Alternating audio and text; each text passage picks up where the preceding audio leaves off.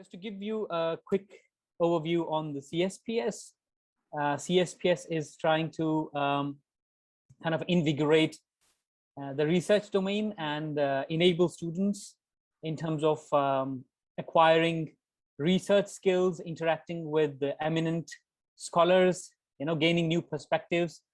So that's the thrust of CSPS at the moment. And we have a batch of interns, research interns, who have been given various tasks to complete during the internship at CSPS. So based on this perspective that eminent interactions with eminent scholars will enable them to think afresh, will give them new perspectives. That's the purpose of such talks. I now hand it over to you, Rana Safvi. The floor is yours. The virtual floor is yours. Dr. Wani, for that wonderful introduction, and I am deeply grateful to the Center of Plural Studies for the work they do and for inviting me. And to start, I'd like to actually share my screen and take you from there. This is Diwali being celebrated in the 13th century Dargah of Hazrat Nizamuddin Aulia.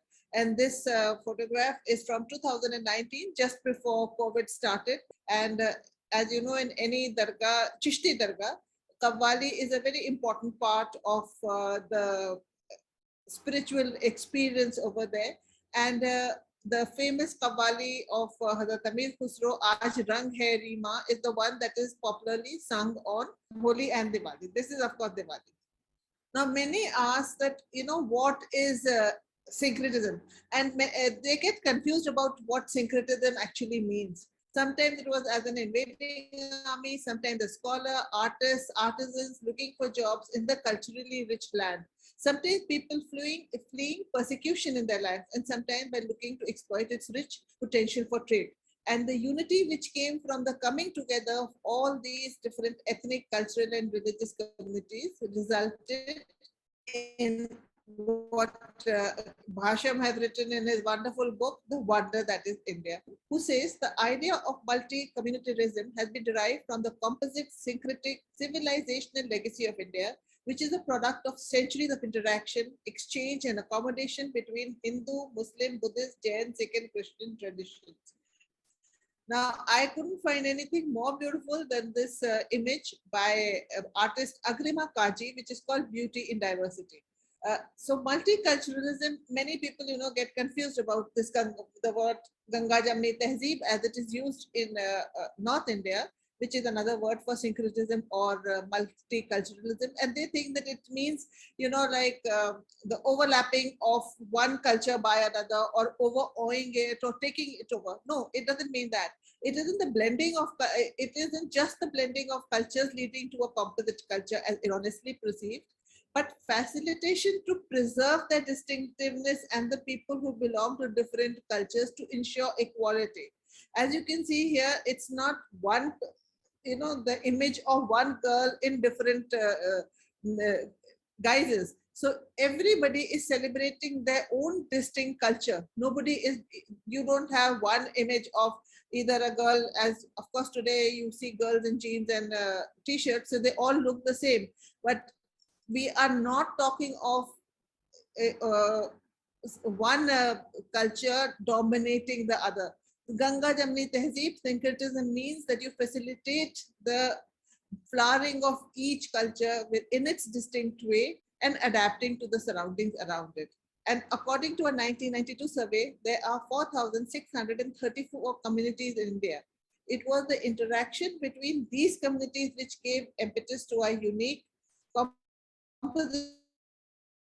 culture, which is called Ganga-Jamuni-Tehzeeb in common parlance. Now, is important, and these days it's always in the news. And I'd like to start with a quote from George Orwell's novel, 1984, in which he says, "Whoever controls the present controls the past, and whoever controls the past controls the future." Now, this novel describes a dystopian future where all citizens are manipulated by a single political party. And what is history? History describes past events, but how does one know about them?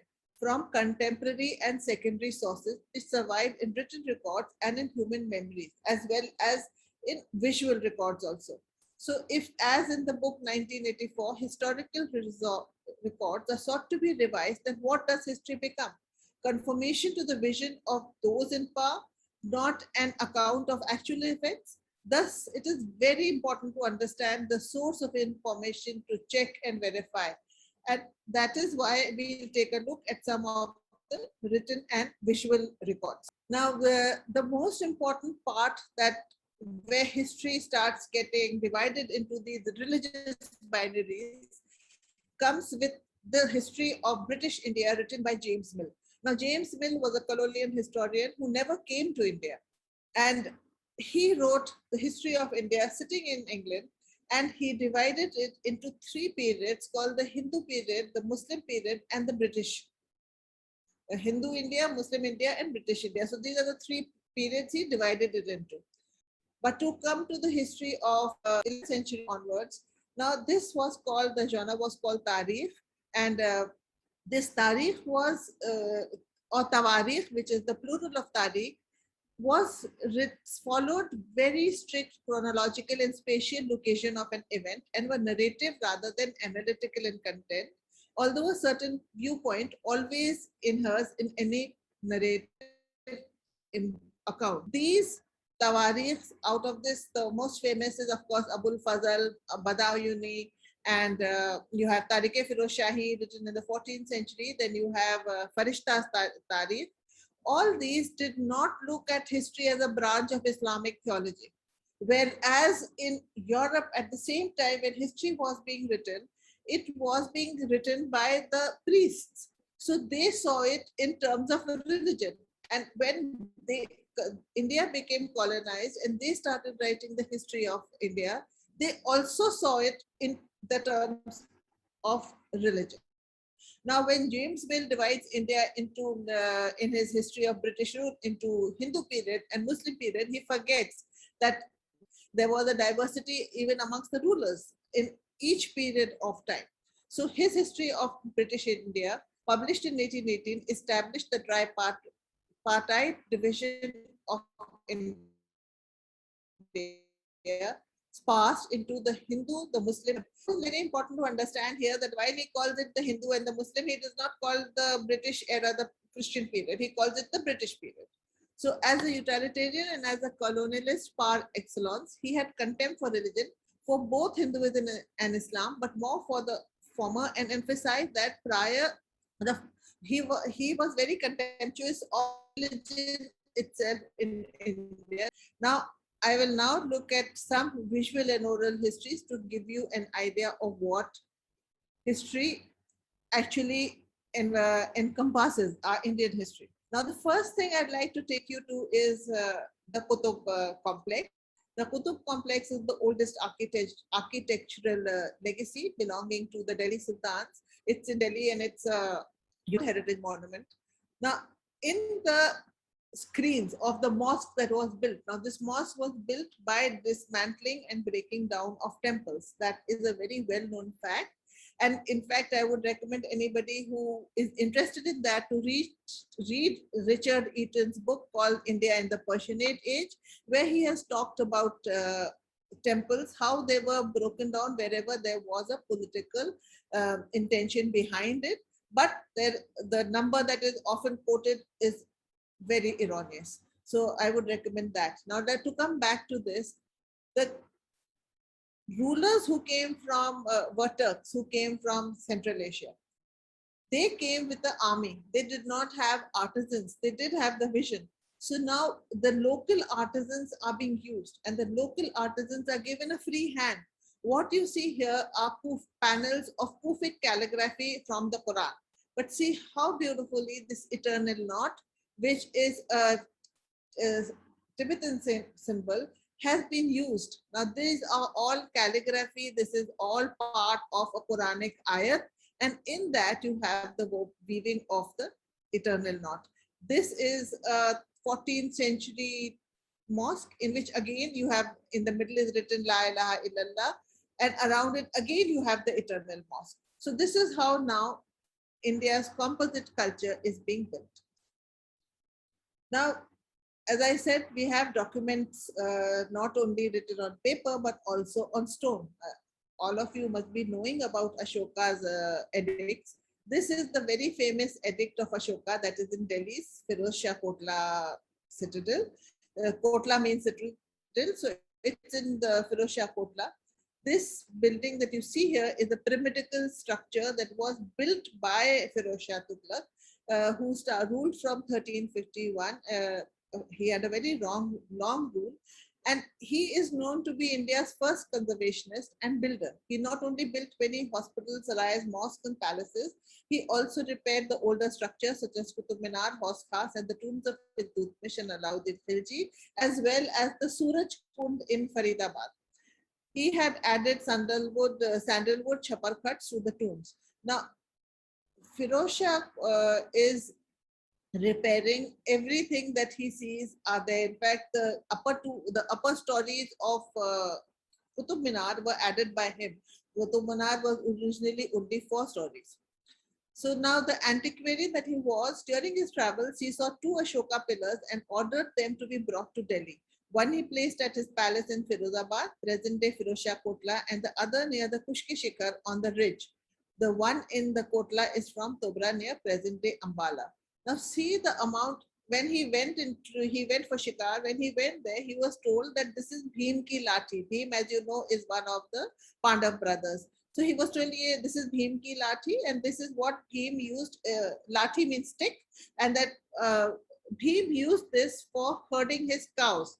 Now, of course, Bhim is seen as a very large and a very gigantic, a man of very gigantic proportions, very strong. So it makes sense that he has such a big lathi. Now this, and from there the word, it's also called lat.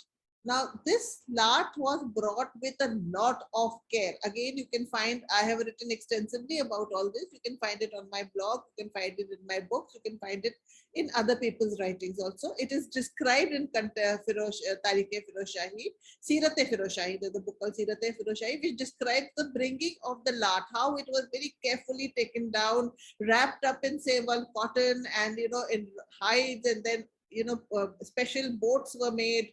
It was pulled by pulleys, and then it was erected here. And this building that was erected alongside this pillar, so that the pillar does not get hurt.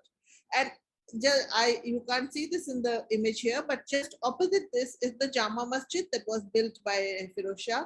And there was a causeway connecting the Jama Masjid to this pillar. And the ladies, the royal ladies and Firoz Shah himself, after Friday prayers, would come to this building to visit this lat. For them, it was a novelty and something very beautiful. Now, knowing that it is, for them, it was something connected to the Mahabharata, and it was something to be treasured. Now, today, this lat has started getting called Lat Baba, and it is said that the chief of the Jinn saints resides in it, and Firoz Shah Kotla has become a center for jinns.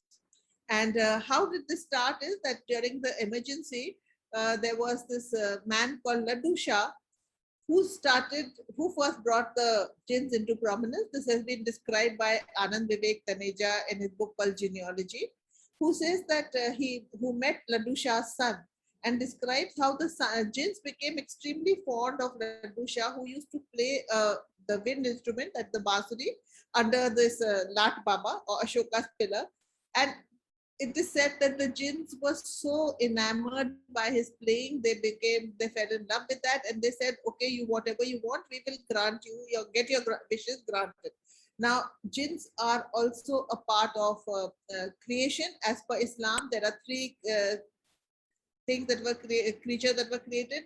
The angels are made out of light, the jinns are made out of smokeless fires, and man is made out of clay. Now, one thing that very few people know about, because they think he was an angel, is that Satan or Shaitan was actually a jinn and not an angel. Angels can only worship God, and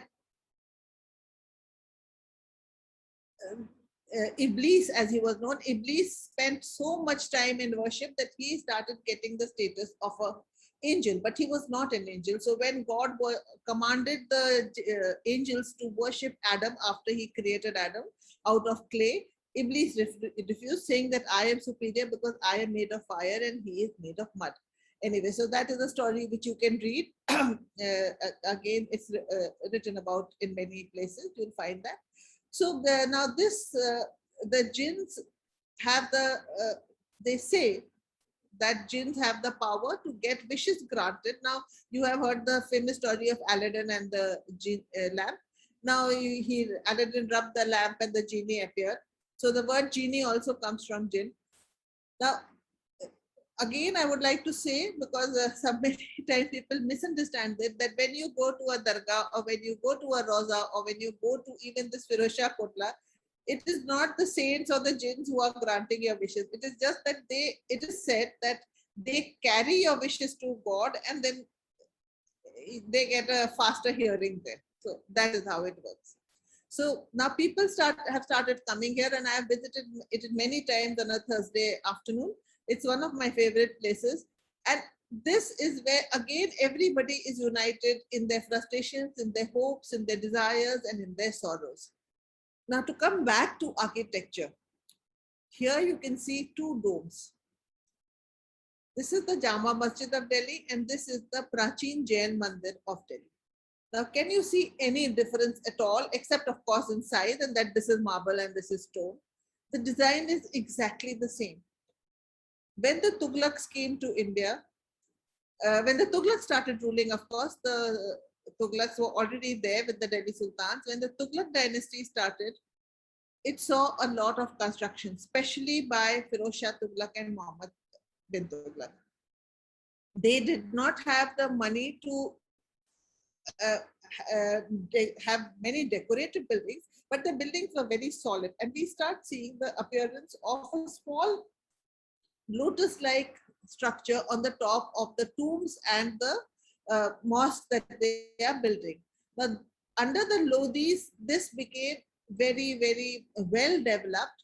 And if you go to Lodhi Gardens, or if you see any of the buildings made under the Lodhis, I didn't want to, put in too many images because then it would have taken away too much of time. So I only brought a Mughal image, and this again, Prachin Jain Mandir is made in 1825 under Akbar Shah II. So the lotus finial became beautifully developed, and the upturned lotus along with the finial now appears in everything, whether it is a temple, it is a mosque, or it is a mausoleum. Even if you go to in Humayun's tomb also, I think you will find it. Taj Mahal definitely has one of the most beautiful lotus finials, and you will find it in many mosques. Now, the syncretism of India is being very well recorded. There is a book called Basme Akhir, The Last Gathering, which I have translated under a series called The City of My Heart, which was written in 1885. Now, the author, Munshi Faizuddin, was a courtier in the court of Bahadur Shah Zafar, and he would go very often to the court. He records this function called Phool Walon Ki Sair or Saire Gul Farosha, in which he talks about a vow or a mannat that was made by Akbar Shah's wife, Mumtaz Mahal. Now, this Mumtaz Mahal is not the same as Shah Jahan's Mumtaz Mahal, so it should not be confused. Akbar Shah's wife was also called Mumtaz Mahal, and this I'm talking of 1820s. So Akbar Shah had a son called Mirza Jahangir, who was, let us say, anti the East India Company. By then, 1803, Shah Alam has signed the treaty with the British East India Company, and they are firmly in the saddle as far as the running of the empire is concerned. And the powers of the Mughal rulers have been very severely diminished, and their power extends mainly over the crown lands and in what happens in Delhi. The rest is all administration of the country, the army, everything is being handled by the East India Company, the British East India Company. Now, Mirza Jahangir did not like this, and he took up first he mocked and now a resident called a British resident is being posted to ensure that everything goes happens as per what the East India Company wants in the Mughal court. So the British resident at the time of Akbar Shah II was called Sir Archibald Seton. Mirza Jahangir had a running battle with Sir Archibald Seton because he did not, being a young man, very impetuous, he was in his teens, he was 18, 19 years old.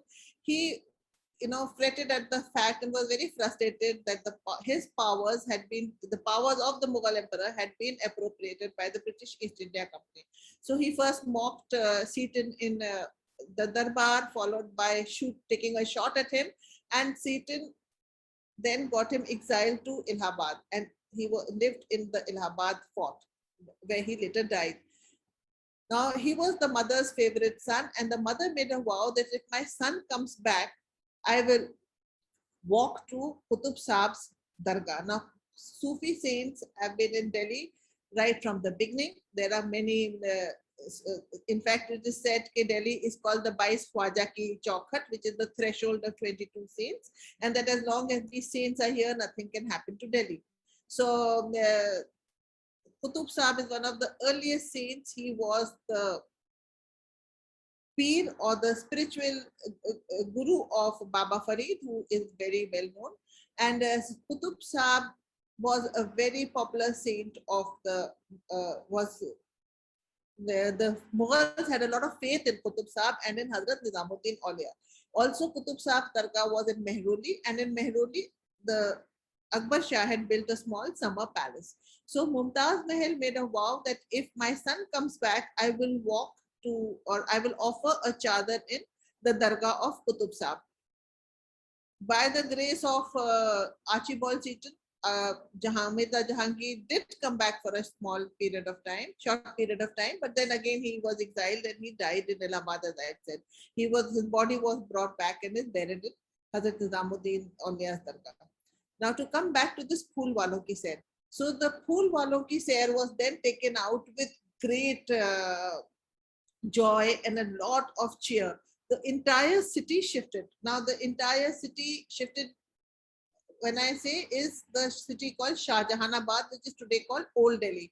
So the rich, poor, Hindu, Muslim, everybody, and there are many accounts of that, of how everybody was so joyed, and they went to and started, some built houses there, some took houses on rent, and there was a kind of a Mela atmosphere in Mehroli, where they were singing, dancing, enjoying in the gardens, in the lake. There is a reservoir there called Shamsi Talab. So there would be boating, and the royal family as well as the nobles and the citizens, residents of Shahjahanabad, all enjoyed themselves. Now the chadar was offered with great, it was a floral chadar and a pankha which was offered with great reverence at the Dargah of Qutub Saab. And Akbar Shah said that if we are offering a chadar at the Dargah of Qutub Saab, then we must also offer a pankha at the Mandir of Yog Maya. Now, Janmashtami has just passed by, so everybody must be aware of the story of Janmashtami, that when Lord Krishna was born, he was born inside a prison, and his uncle, that is Kans, wanted to kill him. So the baby was swished, and a daughter came into the prison, and Lord Krishna was smuggled out and brought up by a foster mother. So when this child that was the girl that was substituted was Yog Maya, and when Kans comes and sees that there's no boy here but a girl, because the prophecy was that the boy that is born to Devki and her husband will be the Vasudeva, I think his name was, would destroy Kans. So Kans just picked up the baby and threw that girl, and that girl is said to have landed here in Mehroli, and that is where this temple of Yog Maya, or a peeth of Yog Maya, was established. Later on, when this Phool Walon Ki Sair started, Akbar Shah asked one of his treasurers, Sintmal, to make this temple, and this temple, the present temple that is there, dates back to 1820s. So in 1820, now you see that this pankha is being offered to the dargah and to the temple. Now, in the olden days, under the Mughals, the dargah, the temple, the pankha procession first went on a Thursday to the temple and on a Friday to the dargah. And there is an account by Faratullah Beg written in 1830s where he is describing, and by in 1830s there were still a lot of people who were alive who would have heard the oral history of the dargah. So of the sorry the Phulwalon ki Sere Gul Farosha, and he describes an event of a pankha procession in 1846 when Bahadur Shah was the emperor, and Bahadur Shah has written a lot of songs also on this. Again, you will find all that on the net. You can find it on my blogs also. So Bahadur Shah, as I said, the pankha first went to the temple and then to the dargah, and there is an account by Faratullah Beg where he says that when the whole procession came, and they had it, the procession was the dancing girls and the singers and the musicians, and then you had the nobles on their horses and elephants, etc. Very grand procession, something like what you can see now in Republic Day parades. Came and stood under the balcony of Zafar Mahal, which is in Mehroli, just right next to the dargah. And this was on the Friday, and asked him to come to the dargah to present the pankha. And Faratullah Beg described that the Basha said, I could not go yesterday to the temple because I was not well. So today, if I go to the dargah, my Hindu subjects are going to feel offended that I have hurt them by not going to the temple and going to the dargah. So such was his commitment to the syncretism of his, or to the feelings of his subjects. There are many such stories. There is a story, there is a book called Dastane-e-Ghadar where the events of 1857 are recorded by Zahir Dehelvi, who was a courtier and an eyewitness, who again describes that, there was an occasion when the Ghosis of Shah Jahanabad, Ghosis are the people who rear goats and animals, they were, and they would have been non-Muslims, they were told by the British that they had to leave the city and go outside the city walls. Now, Shah Jahanabad, Old Delhi, was a walled city. Even today, you can find the city, the walls in some places, and a few of the gateways are still existing. There were 13 gateways. So they were ordered to go outside the city walls. And one morning, every morning, all the Bashas, except for some period of time, Aurangzeb, all of them held a Jharoka Darshan. Jharoka is a balcony, which is again an architectural feature adopted from Rajasthan, which was in Agra and which was in the Red Fort also. It is called Musamman Burj. If anybody goes there, you can go and see it, or you can find it on the net. So every morning the Basha would sit there and hear grievances, and that was quick redressal of grievances. And the Basha was sitting there when he's after his morning prayers, he would come and sit there. Bahadur Shah comes out to sit there to read his prayer, the Quran, and he sees that there are a lot of these people camped on the side of the river. Now, the Yamuna, the Agra Fort and the Red Fort both are constructed along the Yamuna. So he sees them and he sends his man to ask, what is it all about? And they tell him that we have been told by the British East India Company or the Angrez officers that we have to leave the city. So Bahadur Shah immediately tells his Wazir, put my camp next to theirs. And his camp, it was called Jahanuma. The Jahanuma is put next to the Ghosi's camp. And when the British Kiledar and the residents come to know and they come to ask and they say, Huzur, what are you doing? He says, I will be wherever my people are. And he says that after I die, you can do whatever you want. But as long as I am alive, you cannot separate the nail from the flesh. The words that he uses, नाखून से गोश्त अलग नहीं कर सकते हो तुम. And मेरे मरने के बाद ईंट से ईंट बजा देना. But as long as I am alive, we will all stay together. So such was the syncretic traditions of Delhi in the 18th and the 19th century. And it is these texts which I have been working with and translating, many of them. And as I said, that is why he was so beloved of all, and that when he was exiled, again Farhatullah Beg writes, he says that the Hindus and the Muslims of the city were crying as if their father had been exiled. So it was this kind of riaya parvari, jisko Urdu mein kehte hain, of looking after your subjects, because you must remember it was not a democracy, so he didn't have citizens. It was a monarchy, however limited it was. So they were his subjects, of looking after his subjects, that could develop so much of love for him. Now, another beautiful festival of Delhi is the Basant festival. Basant, as you know, is the spring festival. In Bengal, it is celebrated as Saraswati Puja. In various parts of the country, it is celebrated under various names. Now, again, there is a story by Hazrat Amir Khusro, one of the greatest syncretic symbols of India. He describes the story, and this again, now this story is all hearsay, but it is documented in the 18th century text called Muraqqai Delhi, in which you have the description of Basant in the various dargahs of Delhi. Today, it is only celebrated in the Dargah of Hazrat Nizamuddin, but in the 18th century, and I'm presuming it was because he talks of it as having continued in 1739.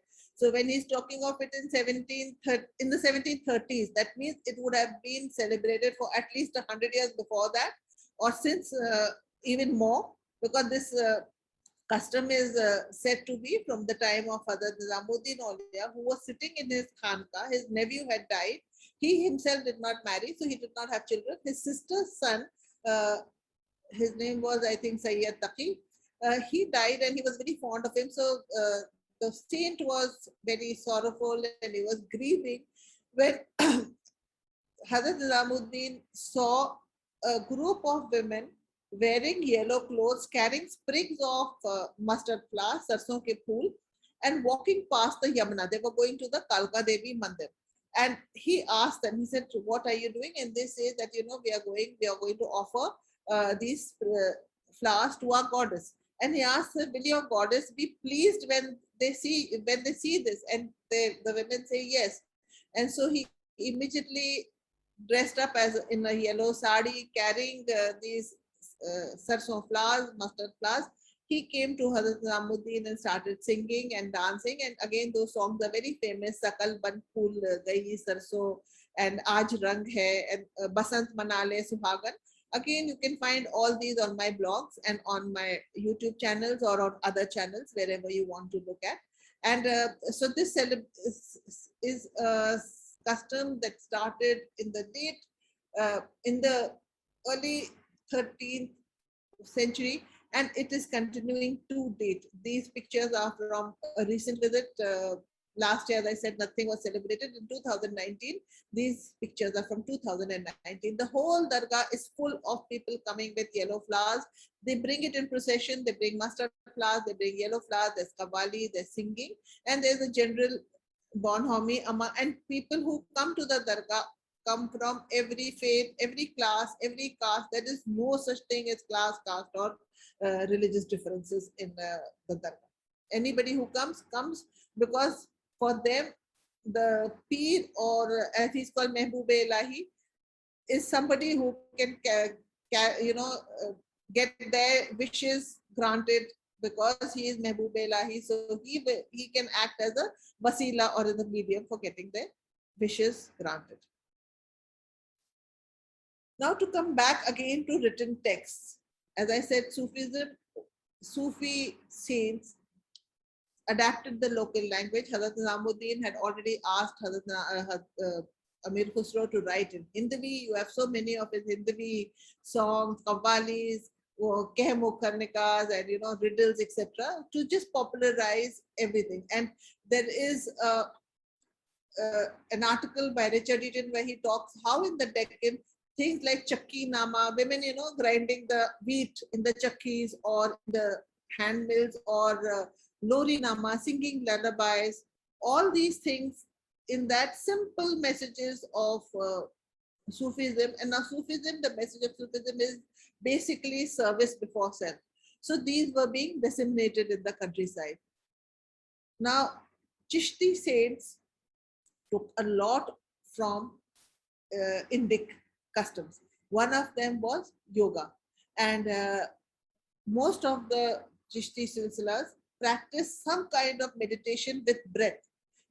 So you will find that yoga with its breath practices, breathing practices became very popular. And there was a lot of intermingling between the Nath yogis and the Sufis. They would meet and they would discuss. So this Behrul Hayat or Ocean of Life is an illustrated book published in 1602 written by Muhammad Ghaus Gwaliori, which covers topics including asanas included for meditation, used for meditation. And he has 22 asanas. It describes postures like the Gorakasana, Kukotasana, the cockerel pose, Thamba asana, Kurma asana, Uttana Kurma asana, Vajrasana, etc. Now, he took it from the text he would have taken from some Sanskrit text, which is no longer extant because paper, as you know, does not have a very long life. But it is said to be the earliest illustration of yoga poses. It is not the earliest description of yoga poses because, of course, you have so many of the Sanskrit texts on that. But this is the earliest surviving illustrations of Hatha yoga. So this is just to show how all these Indic traditions are being combined, and what I introduced you to earlier, the multicultural culturalism of India is flourishing. Now we come to another very important project of Akbar. Akbar realized that there is a lot of distance between communities, mainly because of ignorance. And that is something which is happening even today. Even today, we are ignorant of each other's traditions. And that is why we see each other with suspicion. There is, just recently, I will just give me 1 minute. I will quote to you from something that was written by Sheikh Sadi. Sheikh Sadi, as you know, is a very famous Persian poet. And Sheikh Sadi in the 13th century wrote,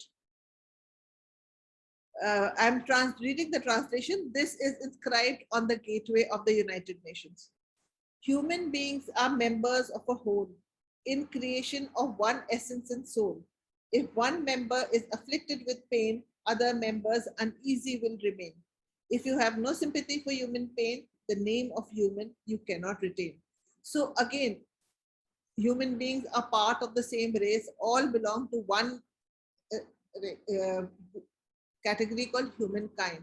And Akbar realized that the kind of hostility between people or distance between people is basically because of ignorance.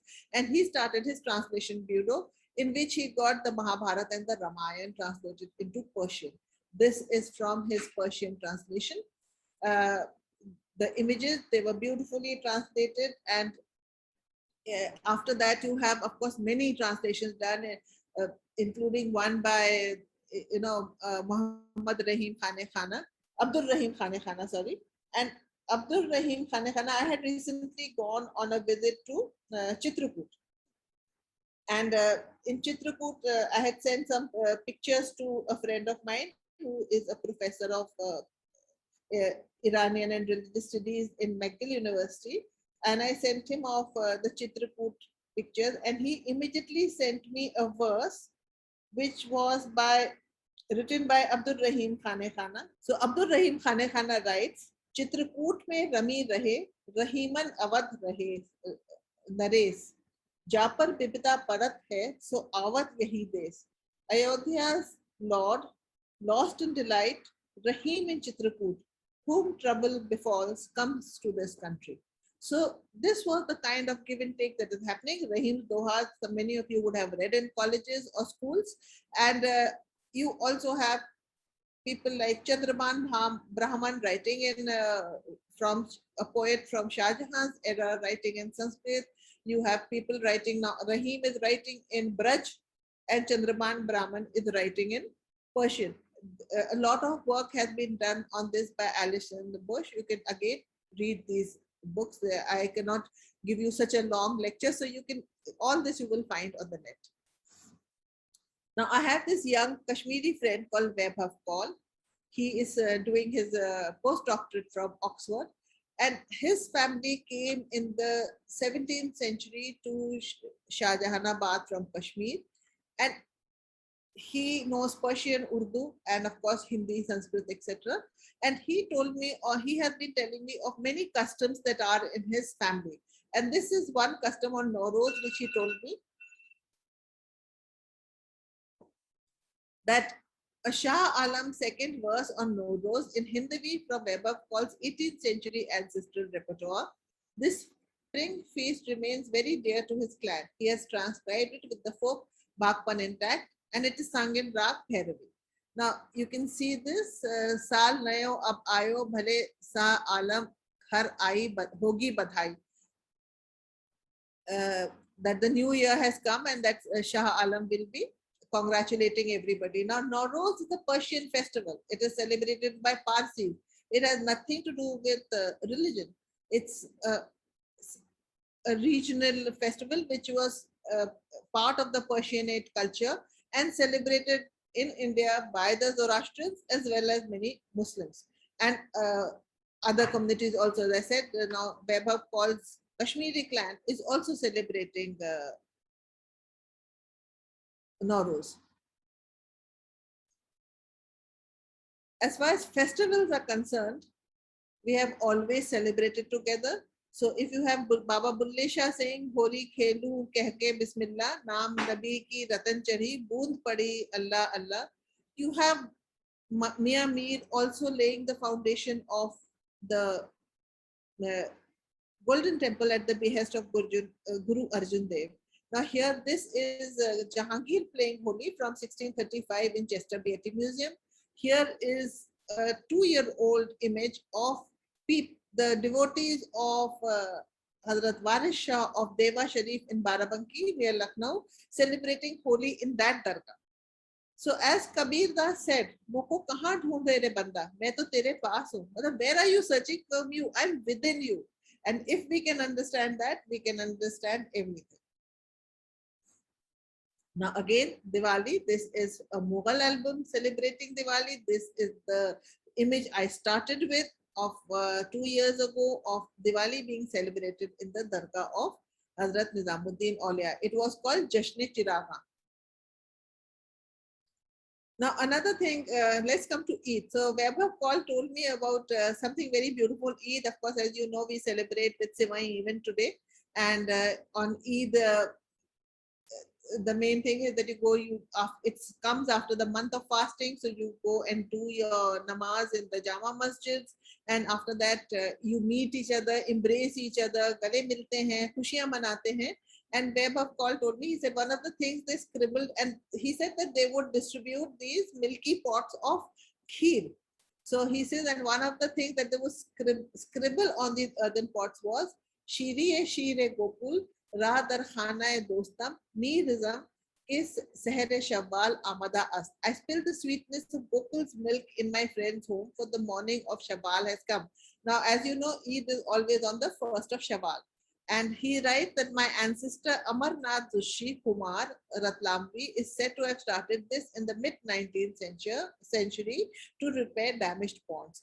1857, as I have written about many times, as all of you know, is the start of a policy called divide and rule. So I end my lecture with an image from Bhopal's Museum of Mankind, and with a quote from Zimmerman, which says, culture is the characteristic and knowledge of a particular group of people encompassing language, religion, cuisine, social habits, music, and arts. And it is this culture that we have to preserve. Thank you all. Thank you, Rana Safvi, for this wonderful, illuminating lecture, traversing a vast set of evidence that you shared with us. So the floor is now open for question and answer. If you have a question, you can press the raise hand button at towards the lower end of your screen, and I'll know who you are. Actually, there is so much material on this that you can talk for a lifetime, but Right. I'll limit myself to just a few images and a few. So Arunabh Konwar, why don't you go first and then Sanjana afterwards? So yeah, thank you, Professor, for like this wonderful lecture. It was very insightful, and also sort of reminded me of. I just wanted to share this that like I come from Assam, and I come from an area where I come from an area like my family comes from an area where so in the 1700s, when the Ahom state had the royals of the Ahom state had converted to Hinduism, a lot of the Ahom families who followed the old religion of the Ahoms were exiled because they refused to convert to Hinduism. And so they were exiled to a place where they're predominantly, so they were exiled to this place called Bokota. And my family comes from that sort of families. And after that, what happened is that a lot of families in that area were then converted to Islam because of Sufism and everything. So and the interesting thing, how this Islam developed in that specific area was that it had grew a lot of with the neo-Vaishnavism that was in vogue at that time because of the Srimanta Sankardev and etc. And on the other hand, there were people like Azan Pir, the Sufi saints and etc. So the kind of very sort of quote unquote indigenous brand of Islam that sort of developed in that region was was very syncretic in terms of its like the festivals it celebrated. For example, Bihu was celebrated. Then there was then the practices of eating. For example, it is interesting that wine, for example, is prohibited in Islam, right? But rice beer, for instance, that was like one of the main staple for both these communities, for the Islamic communities as well, for the other communities as well. So just to give an example from this region as well. Your region also has this beautiful tradition of Zikr and Jari. Zikr and Jari, and that again is sung at the dargahs as well as the temples. So Zikr and Jari is, I will just, it was composed in 1636 by a saint called Ajahn Fakir. And one of the zikrs combine Bhakti and Sufism both. And again, you can read it up. For those who are interested, can go and read about Zikr and Jari. It is very well documented, the syncretic songs of Assam written in the local languages and still sung today, because I recently heard a zikr from a zikr singer. Sanjana? Ma'am, so am I audible? Yes. So I had two questions. So should I should I pose both the questions together? Sure. Or, yeah. So, ma'am, my first question was that you spoke about unity in diversity. That was the first point that you made for syncretism. But, where is the place for differences per se? Because I think there is like a slight difference between... Ma'am, differences. Ma'am, differences. No, so I didn't understand it. Where is the place for differences? Yeah, in the sense that, is there a certain distinction between how differences, diversity, and distinctiveness play out in the debates on syncretism? As I said, the one debate that is there is that, that syncretism means one culture overpowering the other. That is not what it means. It means that, what is the word Ganga-Jamuni that is used for it? That Ganga and Jamuna are two rivers. They are flowing separately. In one place they have a Sangam, but they do not lose their identity. They both have their own different identities. So the differences are to be embraced. It is not that you negate the differences or you try to overpower one, or you say that, these differences, because of these differences, we cannot exist. As I showed you through the various slides, the differences can all be embraced and, celebrated while retaining your distinct culture. Ma'am, and flowing from this question only, um, after this particular talk, I was just thinking that should the discourse on secularism and communitarianism that has been going on in India, should it shift more towards focusing on syncretism rather than secularism? Because I somehow got the feeling that probably syncretism is something that is more closer home than the word secularism or the concept of secularism per se is. See, secularism means that the state does not have a religion. All religions are equal as far as the state is concerned, and religion should not be a part of. So, secularism is a part of governance. Syncretism is part of culture.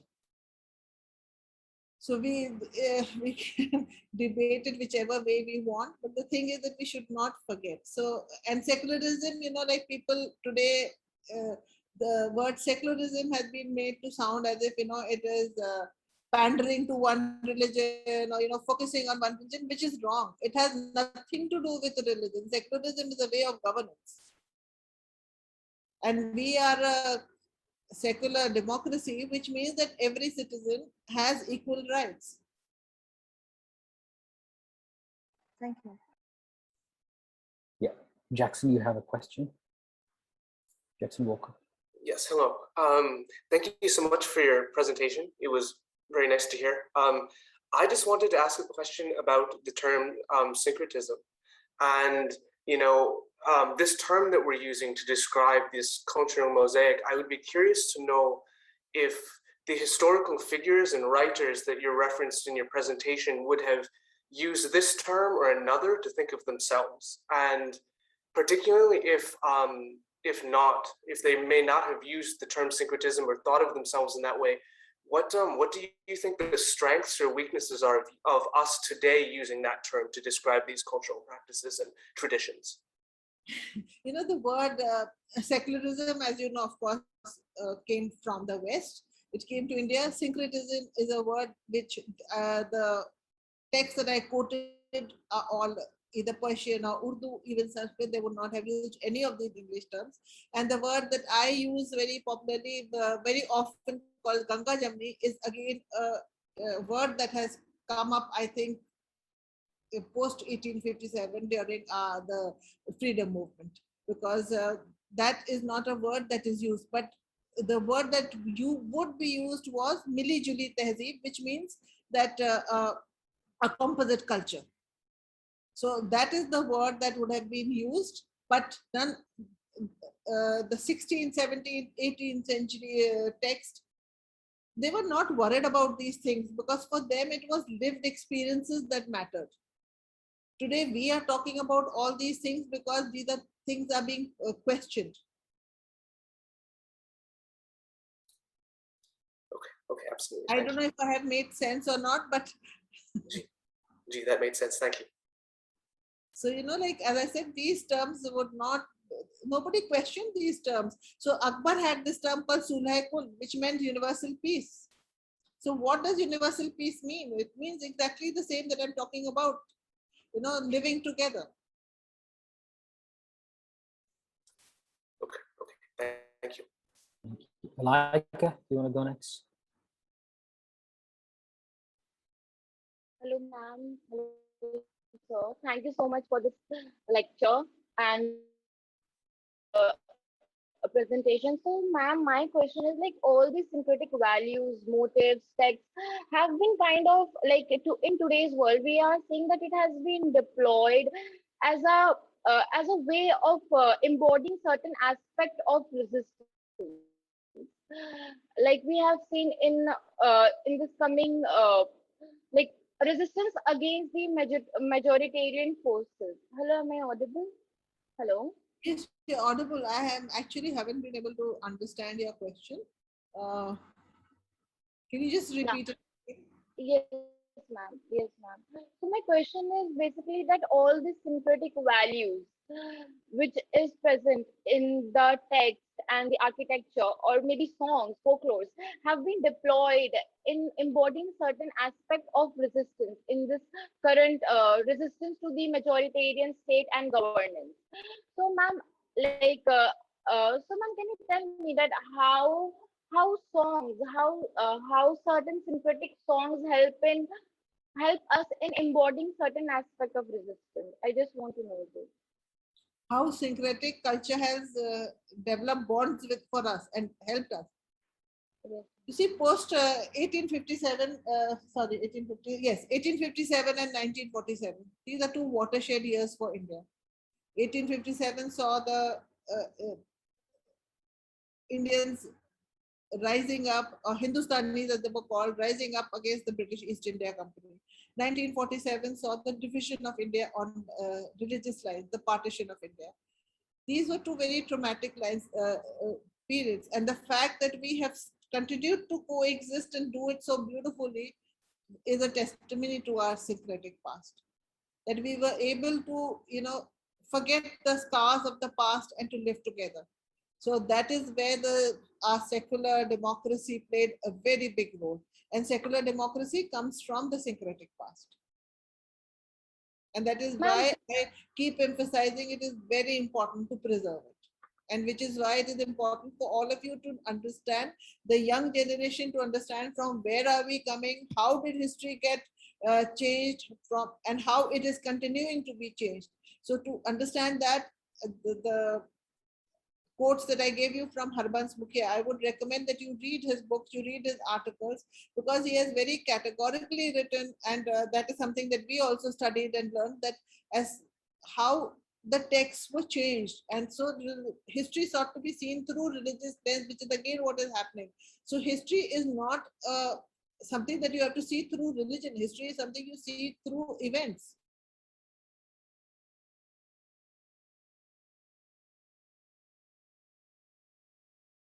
You can analyze it whichever way you want, but you cannot see history as a binary. Ron, I have another question in the chat by somebody named Hitesh Rajendra Nautiyal. He's asking, ma'am, will you talk about the Chakkanama, Charkhanama or Lodi Nama and the significance of these texts as a historical source? See, the Chakki Nama and the Lori Nama are oral history, and as a historical text also, they become important because they're showing how Sufi ideas are being disseminated through the women. So it shows you not only the role of women, it also shows you how it was made easy, because the Sufi texts were very highly metaphysical. So it wasn't everybody who could understand that. So how did the common man understand these Sufi concepts? So these were through these simple lullabies, even today, if you see the paddy being sown, rice, the paddy fields when they're being sown. These women are standing together, the men and women together, and they're singing songs. You see any agricultural activity taking place, there is always singing and dancing, and these songs have some kind of message to it. So in the Deccan, this as recorded by Richard Eaton, and you can read it. His article is there, I think, on Academia, which is an open source, where he talks about how, and he gives you the words also, how these were disseminating ideas. So yes, they are an important, it's oral history, but it is also a historical document. Right, thank you. Shahrukh Mohammed, you want to go next? Yeah, thank you. Thank you, ma'am, for such an immersive talk. What really caught my attention was right in the beginning when you mentioned the history of India by James Mill. And it got me, and I wanted to ask how much, because today we're witnessing like a simplification of history or like a manipulation of history. So how much impact do those colonial texts have on the understanding of our land's history today? Quite much. I would recommend a book to you called The Loss of Hindustan by Manan Ahmad. Two books I would recommend: The Loss of Hindustan by Manan Ahmad and India in the Persianate Age by Richard Eaton. for you to understand how history has been changed. Manan Ahmad talks about the Tawarikh, and he talks how the word Hindustan was used throughout, and then suddenly you start getting the usage of the word India. So the 1857, let's go to 1857. 1857, everybody fought under the banner of Bahadur Shah Zafar against the East India Company, British East India Company.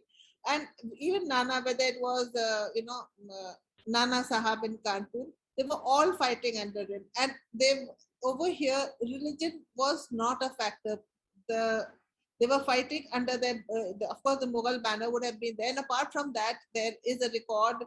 Uh, there's a book by S.Z. Jaffrey on 1857 where he has recorded the proclamations, etc., and where they are invoking Mahavir. Now Mahavir was in those days a name for Hanumanji.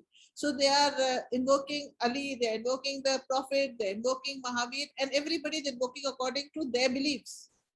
Because this is where, and again, there is a very famous saying by a historian called George Forrest, where I don't remember the exact quote, I'm giving a paraphrase, but you can see that, you can find that on the net, because again, I've written about it, where George Forrest says that this is the first time that we see that coming together of the Hindus and the Muslims and the lower and the upper castes and the classes. So that is something that woke them up, that, every Indian can come together. And again, that the history of divide and rule is very well documented. Whether it was on language lines, on ethnic, you have the army now being, army is now being, recruits are being from the martial races. So you have, all kinds of divisions taking place. Thank you. Again, this is too short a time to talk about such a vast subject, but as long as you get the idea, you can find out. Many people have written on it, and I can recommend books. Do you have more questions?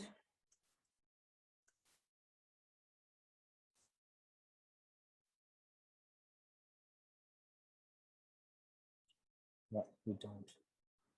I'll give you the name of Richard Eaton's book also.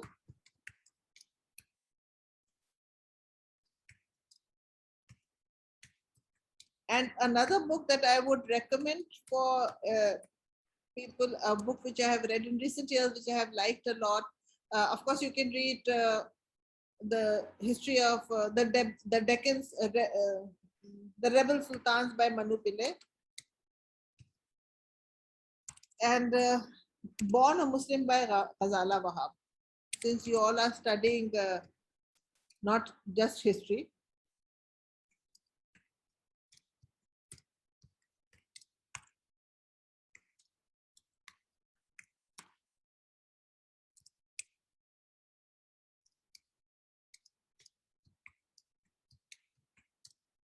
And another book I would recommend is a book, just a second, I'll have to see.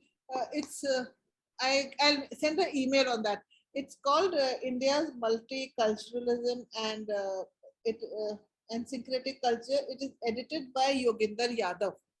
I don't remember the name exactly, but the quote I gave you of Professor Uman was from that book. That is one of the first books that I read, and it's a book that I really love. Let me just see if I can find it. I think I'll email it to you. That was Eaton. The name of the article. Wait. Eaton on Dori.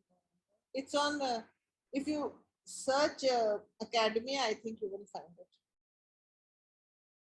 It's called.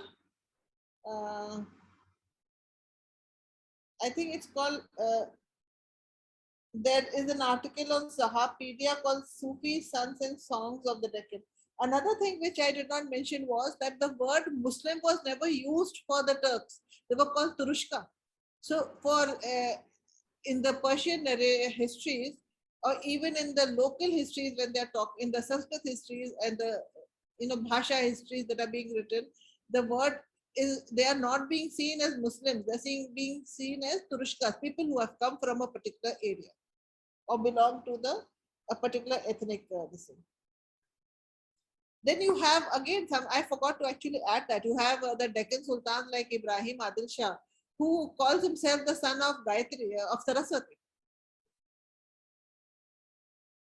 So we have a very, there's so many lectures I've given on it, but like this is the broadest one I've done. I've done either based on the Deccan or only on architecture or only on literature or only on the Ramayana. So this I had to combine so many things that I forgot a few things. So you can see, if you see the rebel sultans, you will find how religion did not play a role there. Now the Vijayanagar king is calling himself the Sultan. A sultan is not a local word, but he calls himself the Sultan of, whereas Ibrahim Adil Shah calls himself the son of Saraswati. So this is the kind of exchange that is taking place. It's all very, cultural influences of the people. Any more questions? Thank you, Rana Safvi, for this really illuminating talk, and to all the participants for these interesting questions. I thoroughly enjoyed this session. Thank you all for joining us. Thank you so much. Wonderful Any talk. questions you have, you can send through your, I think Kashif has my email. You can send through him, and I'll be happy to answer, especially book recommendations. Sure. Thank you.